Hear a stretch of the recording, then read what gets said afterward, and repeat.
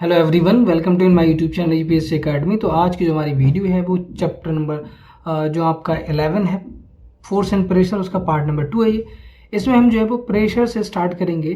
तो देखो, प्रेशर के लिए सबसे पहले जो आपको पता होना चाहिए, मैंने फर्स्ट वीडियो में स्टार्टिंग बताया था कि प्रेशर इज इक्वल टू होता है फोर्स अपॉन एरिया या फोर्स पर यूनिट एरिया होता है।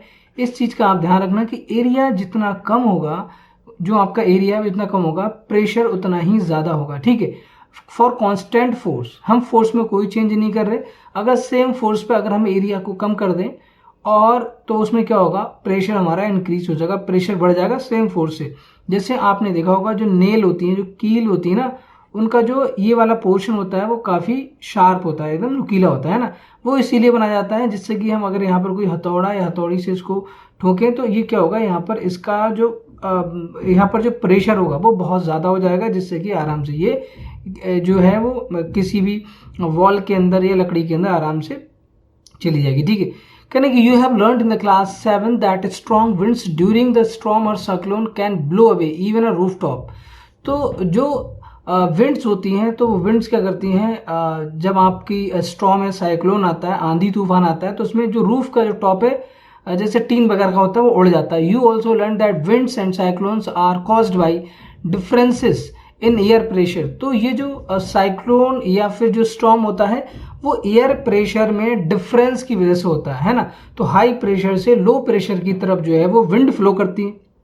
Is there any relation between pressure and force? Let us find out. Try to push a nail into a wooden plank by its head. मतलब आप जो है वो, मैंने ऐसे बोला, अब आप उल्टा करके इसको ठोकने की कोशिश करें इस कील को, है ना। मतलब इधर से जो ये जो हमारी है, ये वाला हमारी वुड है यहाँ पर नीचे, है ना। अब इस वुड पर आप ठोकने की कोशिश करें, लेकिन इसका जो हेड है वो नीचे है, तो आप देखेंगे कि बहुत मुश्किल होगी। हो सकता है कि जो कील है वो उसके अंदर, जो नेल है, आयरन नेल, वो उसके अंदर जाए नहीं, है ना। करें, did you succeeded? Try now to push the nail by the pointed end. तो अब आपको इसको इस पोजीशन में रखना है और इसके बाद उसको जो है वो हिट करना है किसी हैमर वगैरह से। तो आप देखेंगे कि इस समय जब आप इस तरह से करेंगे तो आराम से कील जो है वो, जो आयरन नेल है, वो आराम से वुड के अंदर चली जाएगी। ठीक है, अब यहाँ पर ध्यान देते हैं, कह रहे हैं कि try cutting vegetables with the blunt. अगर आप अपना चाकू का जो उल्टा वाला सिरा है, जो शार्प नहीं होता है, उधर से आप सब्जी काटना स्टार्ट कर दें अपने चाकू से। ठीक है, तो आप देखेंगे कि जो चाकू है उसके, अगर इधर देखो, मान लो कि उस चाकू में ये वाले जो हैं वो दांत हैं, ये इधर साइड में जो है वो शार्प एरिया है, शार्पन एज है ये। अब हम इधर से अगर काटना स्टार्ट कर दें इस साइड से, तो क्या सब्जियां कटेंगी? नहीं। अगर हम इधर से काटेंगे तब कटेंगी। तो किस साइड से काटना आसान? इस साइड से। इस साइड से कट तो जाएगी लेकिन वो ईजिली नहीं कटेगी, ध्यान रखना इस चीज़ का, है ना। तो यहाँ पर इस एज से हम आराम से काट सकते हैं, क्योंकि ये जो है वो शार्प है। हम सेम फोर्स की वजह से, सेम फोर्स से आसानी से हम काट पाते हैं। करें, do you get the feeling that the area over which the force is applied, for example the pointed and of the nail. अब आप देखें, ध्यान दें, जो ये वाली, अगर मैं इस साइड से उस नेल को, मतलब इधर से हैमर चला रहा था, यहाँ से मैं हैमर चला रहा हूँ, तो हो क्या रहा है कि यहाँ पर जो एरिया है, ये क्रॉस सेक्शन एरिया जो दिखाया नीचे वाला, ये काफ़ी ज़्यादा होता है। लेकिन अगर मैं पॉइंटेड नेल की अगर बात करूँ तो इसमें ये वाला जो एरिया है वो कम होगा, एरिया काफ़ी कम हो जाएगा, वेरी वेरी लेस। तो उस केस में क्या होगा, सेम फोर्स से जो है वो कील आराम से अंदर चली जाएगी। Correct. Do you get feeling that the area over which the force is applied, for example, the pointed end of the nail, plays a role is making these tasks easier? तो जो यहाँ पर जहाँ से हम जो है वो उसको जो है हिट कर रहे हैं, तो ये ऊपर यहाँ से कोई फर्क नहीं पड़ेगा। लेकिन जहाँ जो पोर्शन जो है हम वुड के अंदर या फिर वॉल के अंदर जो पोर्शन है, जो जहाँ जो एंड पॉइंटेड एंड है, वो इंपॉर्टेंट हो जाता है, उसका एरिया इंपॉर्टेंट हो जाता है। तो देखो यहाँ पर भी लिखा है कि कह रहे हैं the force acting on a unit area of a surface is called pressure. तो प्रेशर हमारा क्या होगा, फोर्स पर यूनिट एरिया। यहाँ लिखा भी है फॉर्मूला कि फोर्स पर यूनिट एरिया। ठीक है, तो अब आप ध्यान रखें, यहाँ पर ये सारी चीज़ें बहुत इंपॉर्टेंट है। अब ये वाला पोर्शन पढ़ते हैं। तो इसमें कह रहे हैं, at this stage we consider only those forces which act perpendicular to the surface on which the pressure is to computed. देखो ध्यान देना, इसका मतलब क्या है, जैसे ये हमारी आयरन नेल है, ठीक है, तो हम इसमें जो फोर्स लगा रहे हैं इसके टॉप पर, मतलब जो हैमर से हम फोर्स लगा रहे हैं वो परपेंडिकुलर लगा रहे हैं ऊपर, ये वाला फोर्स की बात हो रही है ना। एकदम ये जो फोर्स है वो एकदम परपेंडिकुलर है, और ये वाला जो इसका पॉइंटेड एरिया, ये एरिया किस में जा रहा है, वुड के अंदर जा रहा है। तो यहाँ पर जो आपको देख रहे हैं, तो प्रेशर हमारा हो जाएगा यहाँ पर फोर्स अपॉन एरिया।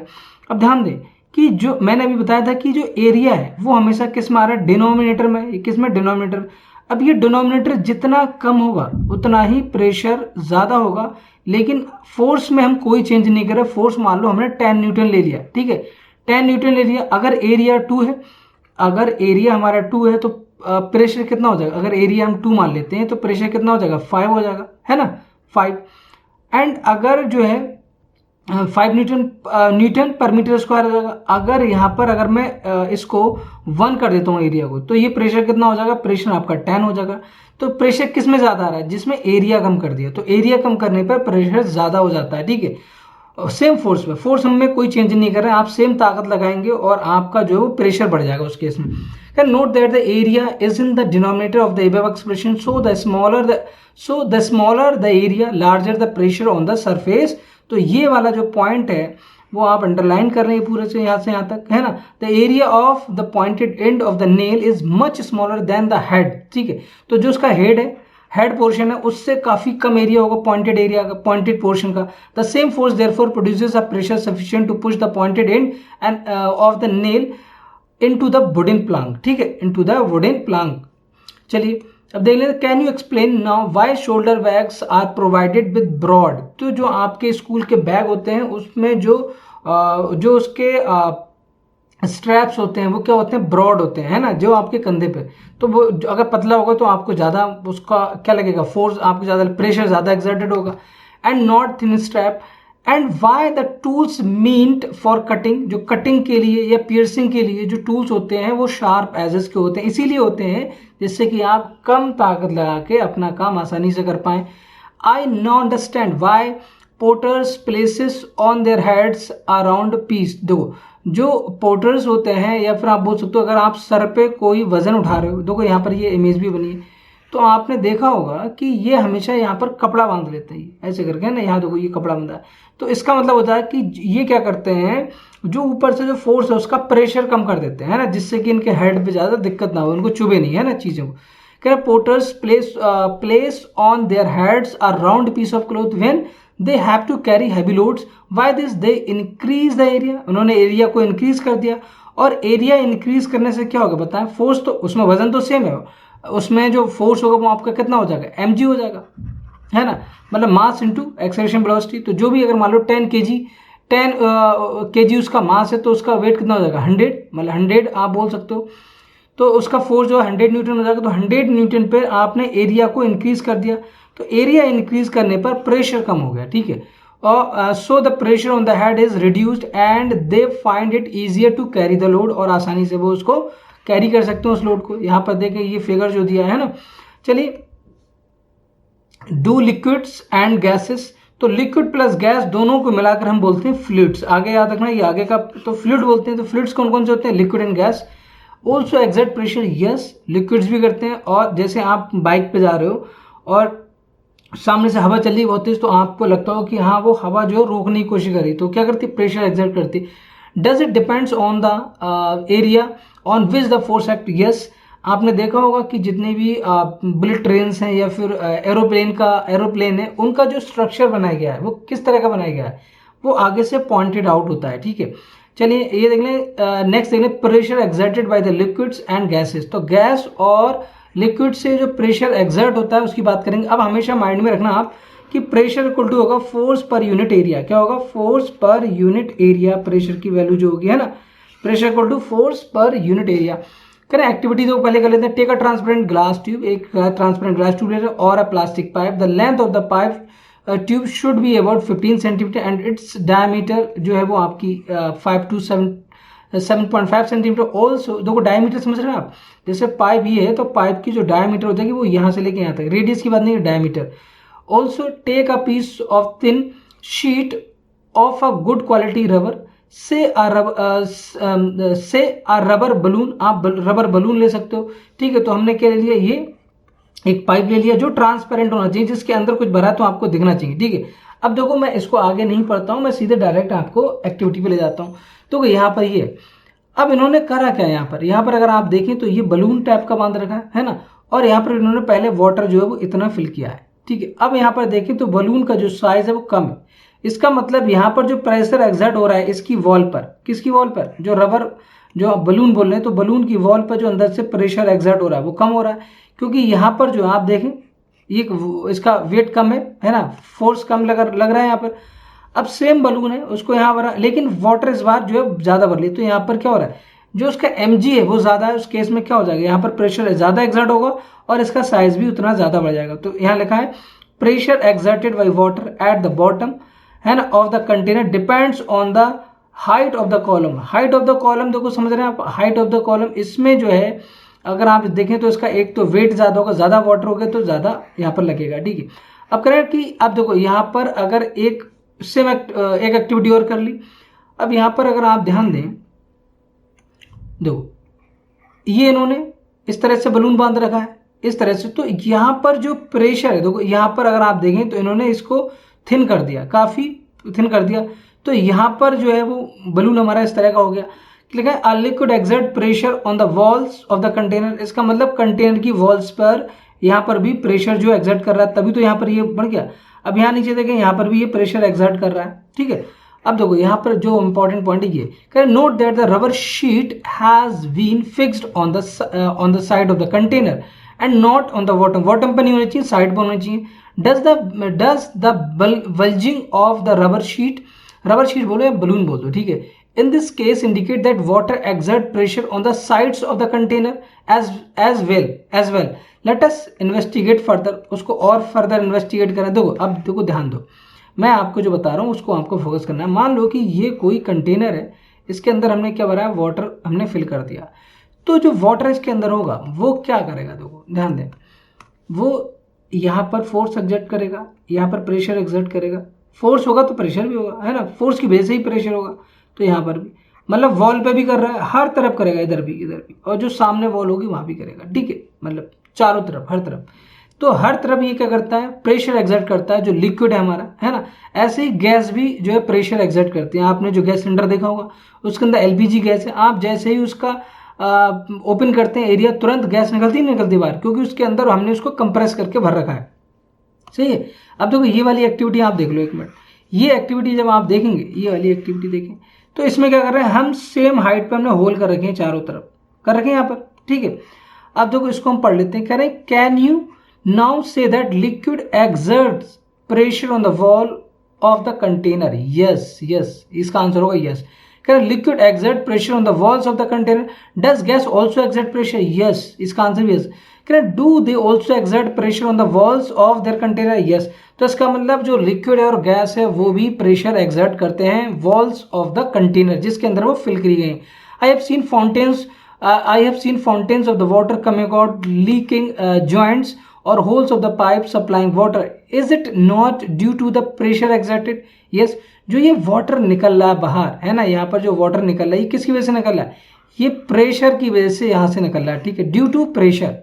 देखिए यहाँ पे लिखा है कि when you inflate a balloon, जब आप बलून के अंदर हवा भरते हैं, why do you have close, उसका हम जो माउथ है, उसका जो मुंह है, उसको क्यों क्लोज कर लेते हैं, उसको क्यों बांध देते हैं, इसलिए बांध देते हैं, अगर आपने बलून के अंदर जो है वो अगर हवा भरी है इस बलून के अंदर, तो हम यहाँ पर क्या करते हैं, हम यहाँ से रस्सी से इसको बांध देते हैं या हाथ से पकड़ के, ये इसलिए करते हैं अगर आप इसको ओपन कर देंगे तो इसके अंदर की सारी एयर जो है वो बाहर निकल जाएगी, इसका मतलब एयर जो है वो प्रेशर एक्सर्ट कर रही है, यही तो मतलब इसका।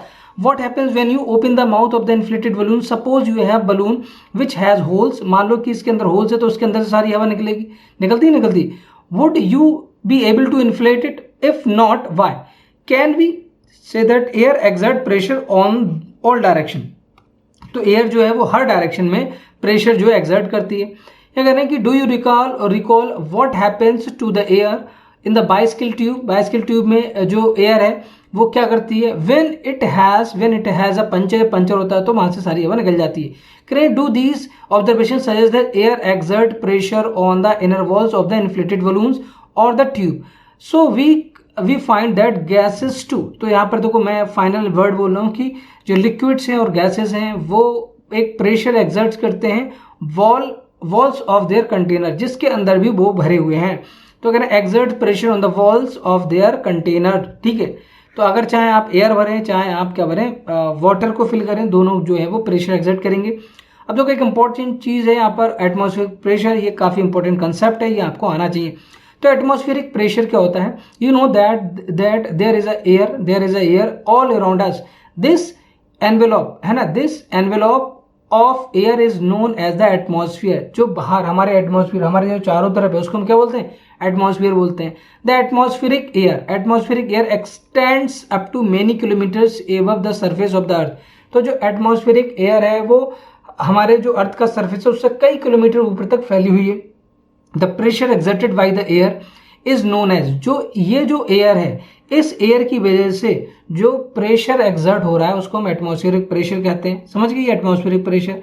कह रहे कि we know that pressure is a force per unit area. हमने जाना है कि प्रेशर इक्वल टू क्या होता है, फोर्स पर यूनिट एरिया होता है। आपको पता ही, मैंने बताया है ना। कह रहे if we imagine a unit area and a very long cylinder containing on it filled with air, इस तरह से। तो ये जो है वो डायग्राम आपको ध्यान रखना है, इस तरह का ये वाला। इसका हमने एरिया जो ले लिया वो क्या ले लिया, यूनिट एरिया ले लिया। कौन सा एरिया, यूनिट एरिया हो गया, ठीक है। और एक लॉन्ग कॉलम ले लिया जिसके अंदर एयर भरी हुई है ना। कह रहे then the weight of the air in this cylinder is the atmospheric pressure. तो इसके अंदर जो वेट होगा इस सिलेंडर के अंदर, इसको सिलेंडर बहुत लंबा ले लिया, बट हाउ लार्ज और small is the atmospheric pressure. तो इसमें एटमॉस्फेरिक प्रेशर कितना लार्ज या कितना छोटा होता है, उसकी वैल्यू क्या होती है। Let us get an idea about its magnitude. Magnitude मतलब उसकी वैल्यू, ठीक है। अब तो नीचे देखो, atmospheric pressure is the weight of the air in a column of unit area. मतलब एक कॉलम हमने बना लिया और इसका जो नीचे का एरिया है वो यूनिट एरिया है। तो इस यूनिट एरिया की वजह से जो भी यहाँ पर क्या हो रहा है, प्रेशर एक्सर्टेड हो रहा है, उसको हम बोलेंगे एटमॉस्फेरिक प्रेशर, ठीक है। एक्टिविटी ले रहे हैं। अब इस एक्टिविटी में क्या करें कि देखो ये है, और इसके अंदर ये अपना रबर वाला स्टम्प ले रबर, आप बोल सकते हो कि रबर कप ले लिया। अब इस रबर कप को जब हम इस तरह से फोर्स करके इसके अंदर की जो एयर, देखो इसके अंदर एयर होगी, वो एयर निकाल के अगर हम इसको उठाएं तो ये क्या करेगा, पूरा आ जाता है साथ में, मतलब पूरा उठ जाएगा। फिर वो रबर मतलब इतना टफ हो जाता है कि रबर कप को आप अपने हाथों से निकाल नहीं सकते, तो आपको एक्स्ट्रा फोर्स लगाना पड़ेगा बहुत ज़्यादा, ठीक है। अब यहाँ पढ़ लेते हैं उसको। कह रहे हैं कि when you press a sucker most of the air, पहले एयर थी उसके अंदर, एयर जो है वो between cup and the surface of the escapes out, surface, हाँ, cup and the surface escape out मतलब वो निकल जाती है, बाहर चली जाती है। तो sucker stick to the surface because the pressure of atmospheric. तो एटमॉस्फेयर जो प्रेशर है, एटमॉस्फेरिक जो प्रेशर है, इस वजह से वो उस पर चिपक जाता है। To pull the sucker off the surface, the applied force should be large enough to overcome the atmospheric pressure. तो एटमॉस्फेरिक प्रेशर को अगर हमें उसको बाहर निकालना है, इस रबर कप को अगर बाहर निकालना है, तो उसके लिए हमें इतना ज़्यादा फोर्स लगाना पड़ेगा कि वो एटमॉस्फेरिक, क्योंकि इसके बाहर से एटमॉस्फेरिक प्रेशर इस पर लग रहा है, एटमॉस्फेरिक प्रेशर लग रहा है, उस एटमॉस्फेरिक प्रेशर या एटमॉस्फेरिक फोर्स को जो है वो क्या कर रहा है, ये ओवरकम करना पड़ेगा, तभी तो वो बाहर आएगा, अदरवाइज नहीं आएगा। अब यहाँ करें कि this activity might give you an idea about the magnitude of the small atmospheric pressure. In fact अब ये रियलिटी की बात करें कि इनफैक्ट जो प्रैक्टिकल्स के जरिए उन्होंने वैल्यू निकाली होगी, in fact it would not be possible by any human being. मतलब आज समझ लीजिए कि कोई भी ह्यूमन बीइंग जो है वो इसको नहीं निकाल सकता, मतलब इतनी ज़्यादा फोर्स, इतना ज़्यादा प्रेशर होता है। Pull the sucker off the surface, there were no air at all between sucker and surface, does it give you an idea how large the atmospheric pressure is। तो एटमॉस्फेरिक प्रेशर कितना ज्यादा होता है, अब आप यहाँ से आइडिया लगा सकते हो। अब देखो यहाँ पर है कि उन्होंने वैल्यू लिए, करे if the area of my head 10 centimetre into 10 centimetre, how much wait of the air would I carrying on my head. तो कितना, अब देखो इन्होंने एक वैल्यू दी है, यहाँ कह रहे हैं कि the weight of the air column of the height of the atmospheric pressure area 10 into 10 centimetre, मतलब 100 सेंटीमीटर स्क्वायर। जो हमारा सर का एरिया है ना वो लगभग इतना ही होगा। कह रहे हैं कि अब इसमें जो एटमॉस्फेरिक प्रेशर जो फोर्स होगा है ना, जो एटमॉस्फेयर, हाँ, तो इस पे जो वेट होगा इसका वो कितना हो जाएगा, इस कॉलम का जो वेट है वो लगभग कितना होगा, 1000 kg। अब आप सोचोगे 1000 किलोग्राम में कैसे अपने सर पे उठा सकता हूँ, है ना, लेकिन जो वेट है वो इतना ही। लेकिन इसका रीजन एक और है, the reason we are not crushed under the weight of. अगर हम आपके ऊपर 1000 किलोग्राम रख दें तो आप तो दब जाओगे, पिचक जाओगे, है ना। लेकिन ऐसा क्यों नहीं होता है, कि आप जो है वो आराम से हर जगह घूमते रहते हैं। उसका रीज़न देखो और है, weight is that the pressure inside our body, जो हमारी बॉडी के अंदर जो प्रेशर है वो इक्वली है। 1000 अगर 1000 जो है वो इस तरह से वेट लग रहा है तो हमारी बॉडी का जो प्रेशर है इसको बराबर ऊपर की तरफ फोर्स लगा रहा है, ठीक है, is equal to the atmospheric pressure and cancel the pressure from outside. तो हमारी बॉडी में हर तरफ से प्रेशर लग रहा है, हर तरफ से, और हमारी बॉडी के अंदर जो प्रेशर है वो इसको ओवरकम करके क्या कर दे रहा है, नलीफाई कर दे रहा है, उसको कैंसिल आउट कर दे रहा है, ठीक है। इसलिए हमें वो फील नहीं होता pressure of the atmosphere on your head. अगर हमारी बॉडी के अंदर वो प्रेशर उसको कैंसिल आउट ना करे तो समझ लेना कि आप क्रश हो जाओगे, दब जाओगे, चारों तरफ पिचक जाओगे, है ना।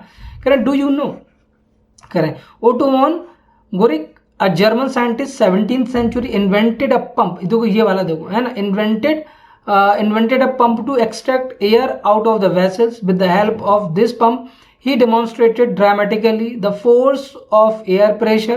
He joined two metallic hemisphere and 51 centimeter diameter, ठीक है, each and pumped air, उसके अंदर की जो एयर थी उसको क्या कर दिया उसने, पम्प्ड आउट कर दिया। then he employed 8 horses, 4 इधर और 4 इधर, है ना, हाँ sorry 8 horses in each side, तो 8 into 8 16 horses each hemisphere to pull them apart. So great is the force of the air pressure that the hemisphere could not pull apart, ठीक है। तो हेमिस्फेयर could not, देखो इतना ज़्यादा कि फिर भी क्या हुआ कि हॉर्सेस पुलिंग द हेमिस्फेयर, तो ये एक दूसरे तरफ पुल कर रहे हैं, फिर भी क्या हुआ, ये अलग नहीं हुआ, ठीक है, समझ रहे हैं। अब आप सोच सकते हो कि कितना ज़्यादा जो एटमॉस्फेरिक प्रेशर होता है वो कितना ज़्यादा हो सकता है यहाँ पर।